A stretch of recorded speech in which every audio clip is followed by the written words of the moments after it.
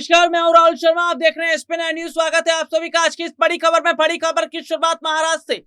दरअसल महाराष्ट्र में नई सरकार बनने के बाद और एकनाथ शिंदे के मुख्यमंत्री पद को संभालने के बाद शिवसेना की तरफ से लगातार बयानबाजी हो रही है और ऐसे में उद्धव ठाकरे ने सीधे तौर पर बीजेपी को खुली चुनौती दे दी है।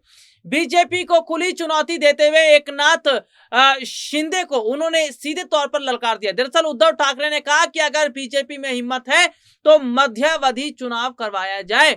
उन्होंने कहा कि अगर बीजेपी मध्यावधि चुनाव के लिए तैयार है तो सीधे सीधे तौर पर यह देखा जा रहा है कि क्या वाकई बीजेपी को महाराष्ट्र में बड़ा समर्थन मिल पाएगा। दरअसल सीधे सीधे तौर पर जो देखा जा रहा है या सीधे सीधे तौर पर जो चीजें समझा जा रहा है वो कहीं ना कहीं ये माना जा रहा है कि बहुत बड़े हद तक बदलाव जी हां महाराष्ट्र में हो रहा है। दरअसल विपक्ष की तरफ से लगातार ये बात कही जा रही है कि 6 महीने में सरकार गिर जाएगी, 2.5 महीने में सरकार गिर जाएगी। वहीं दूसरी तरफ हम ये देख रहे हैं कि फिलहाल मौजूदा समय के अंदर जो हालात बने वो सीधे तौर पर ये बता रहे हैं कि बीजेपी ने जोड़ तोड़कर सरकार तो बना ली है, लेकिन फिर भी सीएम कुर्सी को लेकर अनबन जो है वो दिखती नजर आ रही है। सीएम कुर्सी को लेकर जो मातापाची है वो बीजेपी के अंदर देखी जा रही है। हालांकि उद्धव ठाकरे ने जो चुनौती दी है मध्यावधि चुनाव को लेकर, आखिरकार उन्होंने ऐसा क्यों कहा?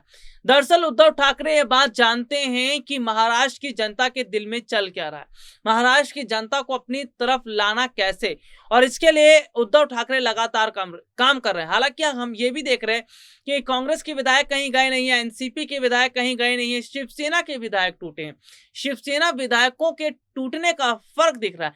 तो सीधे सीधे तौर पर क्या देखा जा रहा है कि शिवसेना जो विधायक टूटे उसका ज्यादा फर्क देखा जा रहा है। यही वजह है कि फिलहाल मौजूदा समय की अगर बात करें या मौजूदा समय के हालात की बात करें तो कहीं ना कहीं ये माना जा रहा है कि उद्धव ठाकरे जो हैं वो ये चाहते हैं, जी हाँ, उद्धव ठाकरे चाहते हैं कि मध्यावधि चुनाव के जरिए जनता से राय ली जाए, पूछा जाए और चुनाव के जरिए पता चल जाएगा कि कौन कहां खड़ा है, कहां नहीं खड़ा है। ऐसे में लगातार बीजेपी की तरफ से भी रणनीतियां बनाई जा रही हैं। हालांकि खुले तौर पर बीजेपी को जो चुनौती उद्धव ठाकरे ने दी है, एकनाथ शिंदे को जो चुनौती दी है, क्या ऐसे में इस चुनौती को स्वीकार करेगी बीजेपी? क्या एकनाथ शिंदे इस चुनौती को स्वीकार करेंगे? और फिलहाल अगर देखा जाए तो क्या वाकई आने वाले समय में सबसे ज्यादा जो मुश्किलें हैं वो जरूर बीजेपी की बढ़ती नजर आएंगे।